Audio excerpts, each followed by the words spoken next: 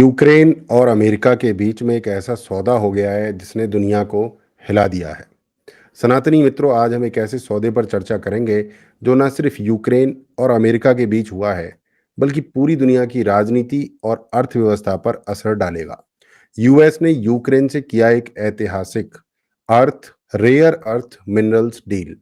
America अब Ukraine की बहुमूल्य खनिज संपत्ति तक पहुंच बनाएगा।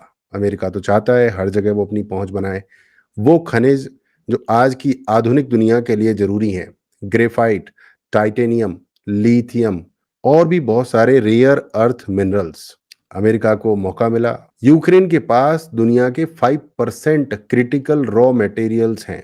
अमेरिका इस खजाने का इस्तेमाल अपनी शक्ति बढ़ाने के लिए कर रहा है। इस डील में यूक्रेन अपने प्राकृतिक संसाधनों से होने वाली 50% कमाई अमेरिका के साथ साझा करेगा। समझ रहे हैं आप मजबूरी क्या क्या नहीं करवा देती। अभी यूएन में जो वोटिंग हुई थी उसमें रशिया के साथ अमेरिका अमेरिका जो है रशिया के साथ चला गया, तो यूक्रेन के जो है फाख्ते उड़ गए, यूक्रेन की सांस फूल गई। मरता क्या न करता, 50% रेवेन्यू अपना रेयर मिनरल्स का यूएस वाले भैया को देना पड़ेगा, परंतु अपने चाचा के लड़के रशिया को हम नहीं देंगे। अगर यूक्रेन रशिया के साथ मिलता है तो क्या ही दिक्कत है? मुझे ये समझ में नहीं आता है व्यक्तिगत रूप से क्या दिक्कत है। इसके ऊपर कभी और विश्लेषण मैं करूंगा और रिसर्च करूंगा और आपको भी बताऊंगा। इस डील में यूक्रेन अपने प्राकृतिक संसाधनों से होने वाली 50% कमाई अमेरिका को देने वाला है। लेकिन क्या ये वास्तव में यूक्रेन के लिए एक फायदा है या एक मजबूरी? मजबूरी है, जैसा कि हमने बताया।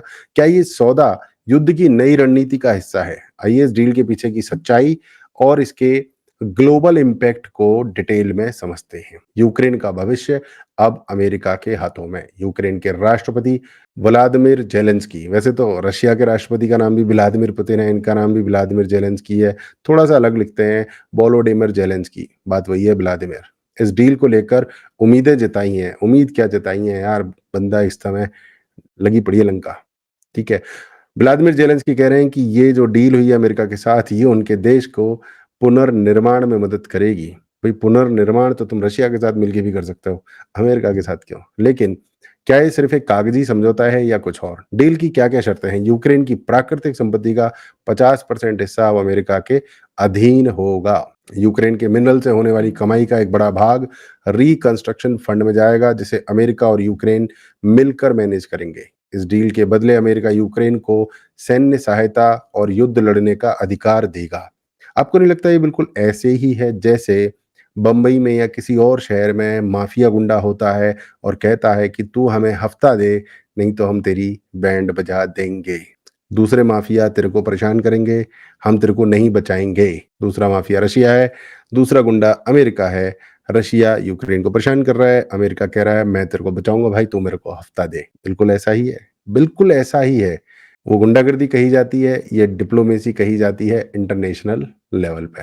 राइट, तो क्या अमेरिका अपने दिए हुए फंड को वसूलने की योजना बना रहा है? अमेरिका ने बहुत सारा फंड अभी तक दिया है यूक्रेन को। यूएस प्रेसिडेंट डोनाल्ड ट्रंप ने साफ कहा कि ये डील अमेरिका को अपना पैसा वापस पाने में मदद करेगी। भैया उनको तो अपने पैसे से, अपनी पावर से, अपने स्वार्थ से मतलब है, जो उसने युद्ध के दौरान यूक्रेन को दिया था।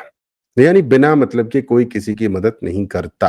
अगर कोई किसी की मदद कर रहा है तो भैया बदले में कुछ चाहिए, और ये रूल आप अपनी लाइफ में भी अप्लाई कर सकते हो। तो क्या इस डील में यूक्रेन को सुरक्षा की गारंटी मिल गई है? जेलेंस्की अमेरिका से सुरक्षा की गारंटी चाहते थे, लेकिन ये डील सिर्फ आर्थिक है। सैन्य सुरक्षा की कोई ठोस शर्त इसमें नहीं जोड़ी गई है।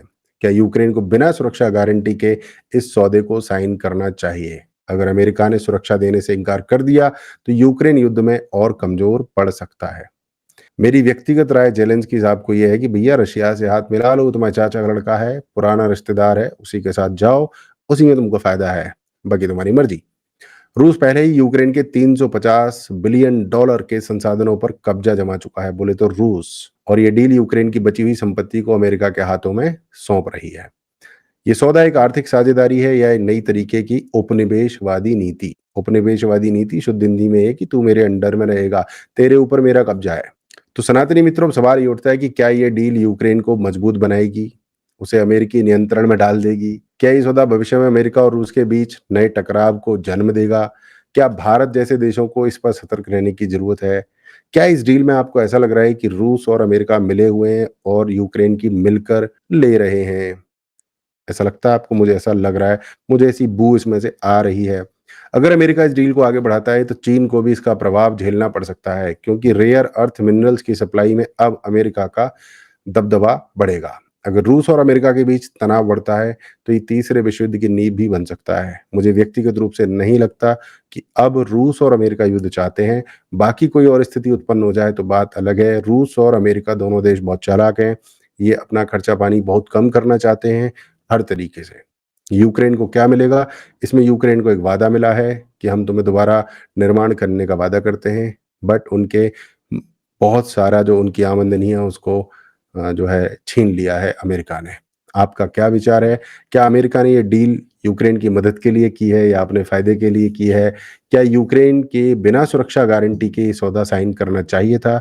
और आखिरी मेरा व्यक्तिगत सवाल ये है कि क्या यूक्रेन को रशिया के साथ नहीं मिल जाना चाहिए? अरे भैया, घर की बात है, उसी के साथ मिल जाओ, स्ट्रॉन्ग भी रहोगे। अभी तुम यूरोपीय देशों से भीख माँग रहे हो, अमेरिका से भीख माँग रहे हो, रशिया के साथ जाओगे तो घर की बात है और मजबूती के साथ सीना चौड़ा करके रहने वाले हो।